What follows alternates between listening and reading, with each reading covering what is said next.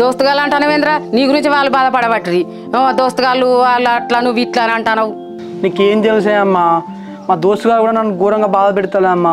నేను ఒక మాట అన్నరే, అరే ఇన్ని రోజులు ఊర్లో మాకు మంచి పేరున్నారా, ఇప్పుడు నీ వల్ల జానకి వల్ల మాకు ఊర్లో చెడ్డ పేరు వచ్చేటట్ట అని చెప్పేసి అన్నరే అమ్మ. ఆ మాట వినేసరికి నాకు మస్తు బాధ అనిపించింది. ఏ చెడ్డ పేరు వస్తుందా? మరి ఏమైనా ఊళ్ళో దొంగతనం చేసినావా లంగతనం చేసినావా? ఎందుకు బిడ్డ బాధపడేది నువ్వు? ఏమోనే అమ్మా, నేనేం తప్పు చేసినా నాకు కూడా అర్థమవుతలే అమ్మా. నా వల్ల వాళ్ళ పరువు కూడా కాదు, జానకి ఆట సూసైడ్ చేసుకునే దగ్గర కూడా పోతుంది అట్నే. గట్లా మాట్లాడతారు వాళ్ళు.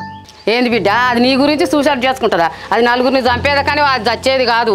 విట్టు సురేష్ వట్టిగానే అతుర్తి.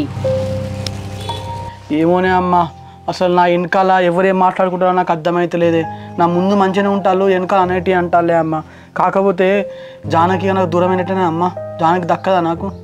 బిడ్డ నువ్వేం బాధపడకురా, భగవంతుడు ఎట్లా రాసి పెడితే గట్టిన జరుగుద్ది.